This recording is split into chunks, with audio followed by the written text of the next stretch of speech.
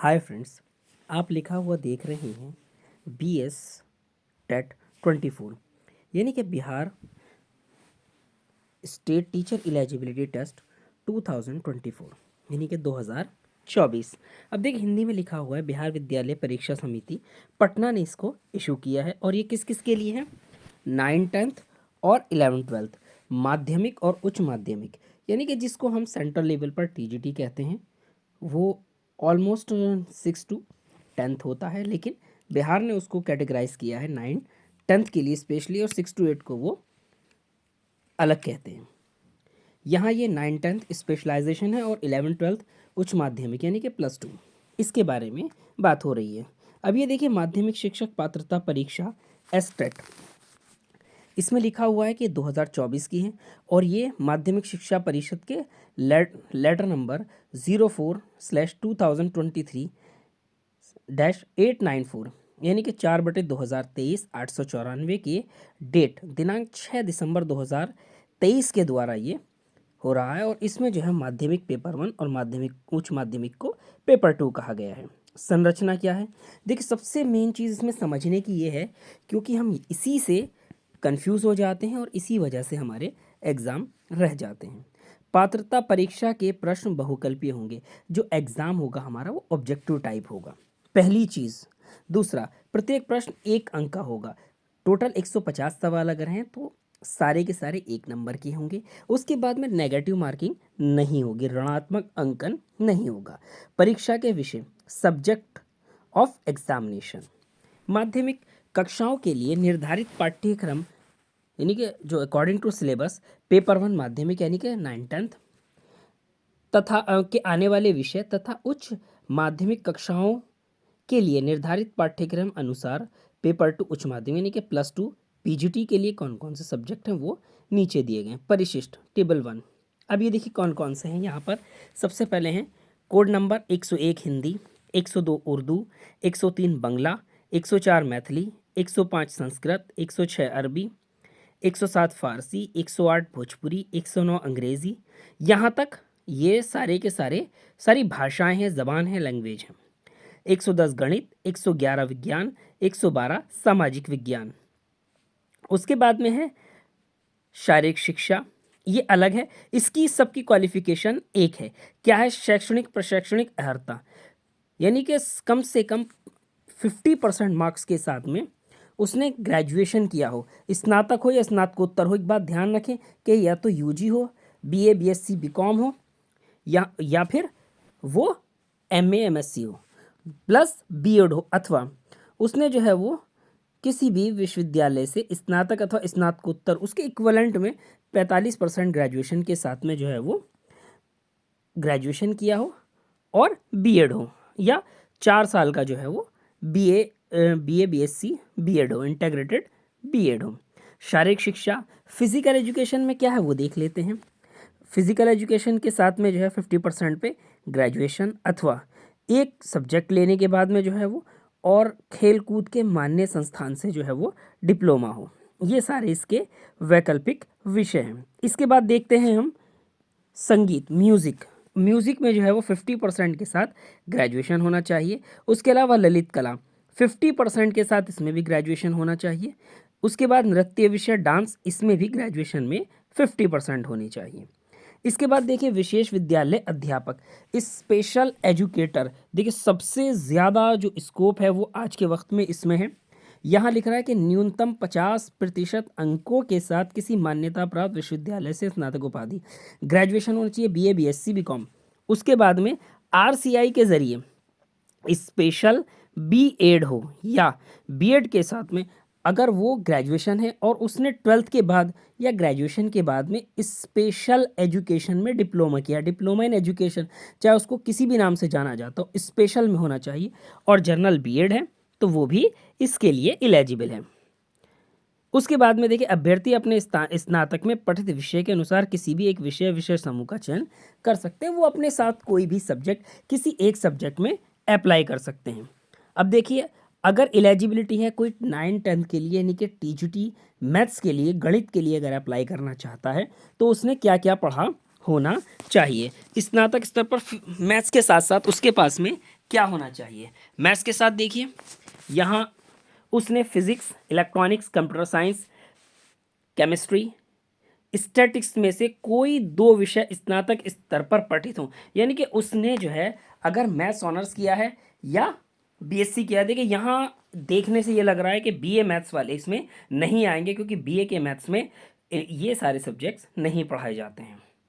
या उसने जो है वो इंजीनियरिंग इंजीनियरिंग में जो है वो ग्रेजुएशन किया हो, बीटेक हो या बीसीए हो, और इसी क्रम में उसने जो है वो बीएससी के की योग्यता को सम्मिलित माना जाएगा, इसके इक्विवेलेंट होना चाहिए, तो उसको एलिजिबल माना जाएगा। उसके बाद में देखिए साइंस में है, उसने जूलॉजी या जंतु विज्ञान यानी कि बायोलॉजी, जूलॉजी, बॉटनी इस या केमिस्ट्री अथवा इंजीनियरिंग से स्नातक यानी ग्रेजुएशन किया हो, और उसके पास में बायोटेक या माइक्रोबायोलॉजी हो। इसको भी जो है उन्होंने लाइफ साइंस या बायोलॉजिकल साइंस में इंक्लूड किया है। अब देखिए सोशल साइंस में क्या है, ग्रेजुएशन लेवल पर चाहे उसने पास कोर्स किया हो, प्रोग्राम किया हो या ऑनर्स किया हो, उसमें उसने 2 सब्जेक्ट जो कौन कौन से हैं, history, geography, economics, political science में से कोई 2 सब्जेक्ट पढ़े हों, और इसमें लिखा हुआ है जिसमें अनिवार्य रूप से एक विषय इतिहास या भूगोल अवश्य हो। यानी कि अगर आपने ऑनर्स किया है या पास कोर्स किया है तो सोशल साइंस में कोई 2 में से एक सब्जेक्ट फाइनल ईयर में आपके पास कंपलसरी होना चाहिए, तीनों साल, हिस्ट्री या ज्योग्राफी। अगर आपके पास ये नहीं है तो आप एलिजिबल नहीं होंगे। एंशियंट हिस्ट्री को जो है वो हिस्ट्री का पार्ट माना जाएगा। अगर किसी ने ज्योग्राफी और हिस्ट्री के अलावा किसी और सब्जेक्ट में एक ऑनर्स किया है तो उसको जो है वो ये एलिजिबल नहीं मान रहे हैं। भाषा से संबंधित, लैंग्वेज जो है ज़बान से मुतालिक, उसने जो है वो ग्रेजुएशन स्तर पर, या तो ग्रेजुएशन में उसके पास ऑनर्स में हो या उसके पास में सब्सिडरी में हो, उसने लैंग्वेज पढ़ी होनी चाहिए। उसके बाद स्पष्टीकरण दे रहा है, शिक्षण एवं प्रशिक्षण के किसी भी उपाधि की मान्यता के बिंदु पर अथवा किसी उपाधि विशेष के समतुल्यता के बिंदु पर किसी भी प्रकार के विवाद की स्थिति में, यानी कि एलिजिबिलिटी क्राइटेरिया जो है वो बिहार टेट का, BS टेट 2024 का, वो एनसीटी के रूल्स एंड रेगुलेशन से होगा। अगर आपकी समझ में एनसीटी रूल्स एंड रेगुलेशन ना आए, आपको अगर एनसीटी रूल्स एंड रेगुलेशन चाहिए तो आप कमेंट कर दीजिए, या मैंने मोबाइल नंबर भी जो है वो दे दिया है, आप मेल आईडी भी दे दिया है, इसी के साथ साथ मैंने अपना टेलीग्राम आईडी भी दे दिया, आप वहाँ मुझे कमेंट कर सकते हैं, वो आपको मैं दे दूँगा। अब इसके बाद में पॉइंट नंबर 2 कह रहा है उच्च माध्यमिक 11 12 +2 पीजीटी कौन कौन से सब्जेक्ट हैं, 201 हिंदी, 202 उर्दू, 203 अंग्रेजी, 204 संस्कृत, 205 बांग्ला, 206 मैथिली, 207 मगही, 208 अरबी, 209 फारसी यानी पर्शियन, 210 भोजपुरी, 211 पाली, 212 प्राकृत, 213 maths, 214 physics, 215 chemistry, 216 biology, 217 history, 218 geography, 219 political science, 220 sociology, 221 economics, 222 philosophy, 223 psychology, 224 home science, 229 zoology, उसके बाद में 225 कॉमर्स। अभी देखिए इन सब की जो है वो एलिजिबिलिटी क्राइटेरिया क्या है कि 50% के साथ ग्रेजुएशन हो, सॉरी पोस्ट ग्रेजुएशन हो, पीजी हो यानी कि एमए, एमएससी, एमकॉम हो, और उसके साथ साथ वो बीएड हो, या इंटीग्रेटेड बीएससी बीएड हो, एमएससी हो, या फिर ग्रेजुएशन हो, मास्टर्स हो, और इंटीग्रेटेड बीएड एमएड हो, वो भी वैलिड है। उसके बाद में 225 यानी 225 पर कॉमर्स है, कॉमर्स में 50% के साथ ग्रेजुएशन मांग रहे हैं। उसके बाद कंप्यूटर साइंस में एलिजिबिलिटी थोड़ी सी अलग है, 50% के साथ में जो है वो डोएक से ए लेवल का जो है वो पीजी डिप्लोमा होना चाहिए, या कंप्यूटर साइंस की आईटी या बीटेक कंप्यूटर साइंस आईटी में जो है वो मास्टर्स होना चाहिए। इसके बाद में जो है वो कृषि एग्रीकल्चर, इसमें जो है वो agronomy, plant breeding, genetics, entomology, plant pathology, seed science, technology, soil science या हॉर्टिकल्चर में किसी एक में जो है वो पीजी होना चाहिए। इसके बाद में आता है म्यूज़िक, 50% के साथ में म्यूज़िक में पीजी होना चाहिए, 228 है इसका। अब देखिए अगर किसी ने कोई और सी डिग्री ले रखी है, कौन सी उसके इक्वलेंट है, कौन से उसके अलाइड सब्जेक्ट्स हैं, जैसे फिजिक्स, फिजिक्स में कौन कौन से काउंट होंगे, physics, electronics, applied physics, nuclear physics, chemistry, chemistry, biochemistry. Economics में कौन कौन से आते हैं, economics, applied economics, business economics. Commerce, masters degree in commerce, however holder of degree of MCOM in applied business economics shall not be eligible। अगर किसी ने business economics किया है या MCOM में अप्लाइड, चाहे उसका अप्लाइड इकोनॉमिक्स हो या अप्लाइड बिजनेस इकोनॉमिक्स हो या बिजनेस इकोनॉमिक्स हो, वो एलिजिबल नहीं है। बॉटनी, जूलॉजी में botany, zoology, life science, bioscience, genetics, microbiology, biotechnology, molecular biology, plant psychology, वो सॉरी प्लांट फिजियोलॉजी, इनमें अगर वो एमएससी है तो वो बायोलॉजी यानी लाइफ साइंस में माना जाएगा। मैथ्स, मैथमेटिक्स या अप्लाइड मैथमेटिक्स। अब देखिए स्पष्टीकरण यानी कि इसमें क्लैरिफिकेशन उन्होंने दे दिया है कि क्वालिफिकेशन एनसीटी के अकॉर्डिंग होगी। पेपर 1 क्या होगा, लेवल उसका ग्रेजुएशन तक का होगा, लेवल यानी कि 9-10 का जो होगा वो ग्रेजुएशन लेवल का होगा, और लेवल 2 जो होगा वो 11-12 वाला, +2 वाला वो पीजी लेवल का होगा। प्रश्न पत्र पैटर्न, क्वेश्चन का जो है पैटर्न क्या होगा, जो मेन सब्जेक्ट है आपका उसमें से 100 क्वेश्चन आएंगे, जैसे आपका उर्दू है, हिंदी है, इंग्लिश है, फिजिक्स है, केमिस्ट्री है, जूलॉजी है, बॉटनी है, या 100 क्वेश्चन होंगे। ये हर किसी का अलग होगा 100 क्वेश्चन का। बाकी जो है वो टीचिंग एप्टीट्यूड, इसमें जो है वो एंड अदर्स में ये 50 मार्क्स का होगा, ये सबका कंबाइन होगा सेम डेट वालों का, और इसकी जो है 50 क्वेश्चन होंगे, टोटल मिला के 150। अब एलिजिबिलिटी क्या है, इंडियन होना चाहिए पहली चीज़, दूसरा जो है वो बिहार के अकॉर्डिंग वो एलिजिबल होना चाहिए। उसके बाद में देखिए यहाँ पर जो उम्र सीमा है वो क्या है कि मिनिमम कितनी एज होनी चाहिए उसकी, मिनिमम 1 अगस्त 2024 को 21 साल होना चाहिए, यानी कि जो उसकी पैदाइश होनी चाहिए 1 अगस्त 2003 या उससे पहले होनी चाहिए, 1 अगस्त 2003 के बाद वाला एलिजिबल नहीं होगा। और मैक्सिमम जो होगी वो जर्नल वालों के लिए 37 होगी, बाकी के अकॉर्डिंग आगे बढ़ती चली जाएगी। मैक्सिमम जो है वो रिलैक्सेशन के बाद भी 42 होगी, और जो मैक्सिमम कितनी मिल सकती है किसी को भी 10 साल, ये उनके डिपेंड करता है उनके डॉक्यूमेंट्स पर। उसके बाद में देखिए जो उत्तीर्ण अंक है यानी कि क्वालिफाइंग मार्क्स, क्वालिफाइंग मार्क्स जो है वो 75 रहेंगे, दोनों मिला के पार्ट ए पार्ट बी यानी कि सब्जेक्ट भी और जनरल एप्टीट्यूड भी, टीचिंग एप्टीट्यूड भी। 50% मार्क्स पर जो है वो जनरल होगा, बाकी जैसे जैसे रिजर्व कैटेगरी आती चली जाएगी वो कम होता चला जाएगा, 50% से 40% के बीच में है, यानी कि क्वालिफाइंग मार्क्स 60 से लेकर 75 के बीच में वेरी करेगा। उसके बाद में जो है वो जो सर्टिफिकेट है, प्रमाण पत्र है, वो आपको जारी किया जाएगा।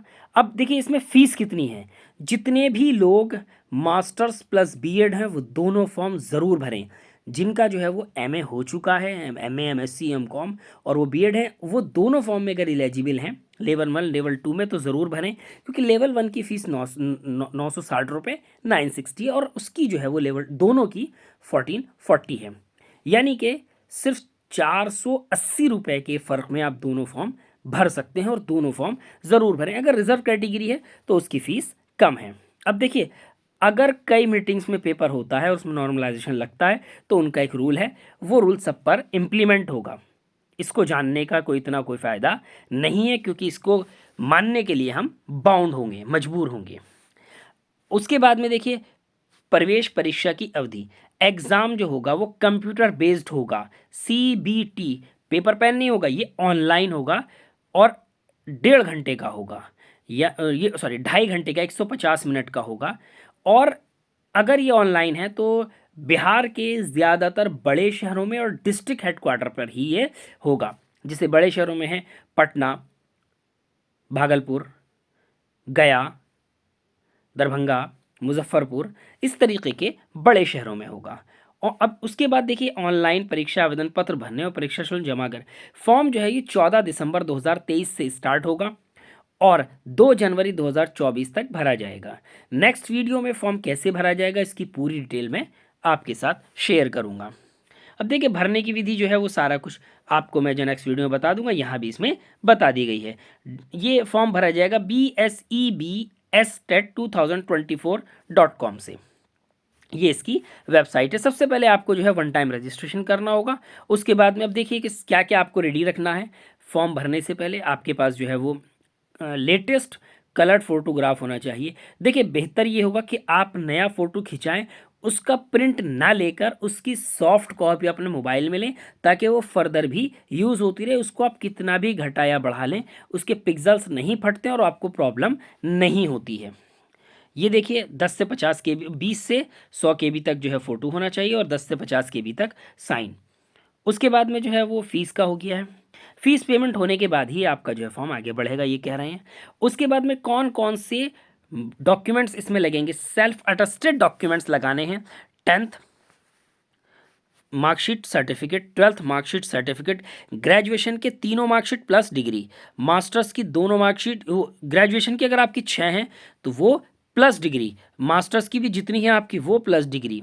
अगर आपके पास में जो इंटीग्रेटेड है तो उसका लगेगा। उसके बाद में अगर आप जो है वो रिजर्वेशन ले रहे हैं तो जितने भी रिजर्व कैटेगरी के लिए डॉक्यूमेंट्स इंप्लीमेंट होंगे वो। और एक चीज़ ये है कि जो बिहार के फीमेल हैं उनके लिए जो ओबीसी सर्टिफिकेट या SC/ST सर्टिफिकेट बनेगा वो उनके हस्बैंड के नाम से नहीं बल्कि उनके फादर के नाम से बनेगा।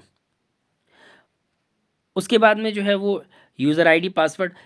इसके फॉर्म के लिए सबसे मेन चीज़ ये है कि आपका मोबाइल नंबर और ईमेल ID बदलनी नहीं चाहिए वरना आपको प्रॉब्लम हो सकती है। उसके बाद में आपको हॉल टिकट भी बाद में आ जाएगा। कोई भी अगर गलती हुई तो ये आपकी अपनी मानी जाएगी। कोई भी काम करते हुए फॉर्म भरते हुए सारे अल्फ़ाबेट कैपिटल यूज़ करें। फॉर्म भरने के बाद आप उसकी जो है वो सॉफ्ट कॉपी और प्रिंट आउट अपने पास सेव रखें ताकि ज़रूरत पड़ने पर उसको इस्तेमाल किया जा सके।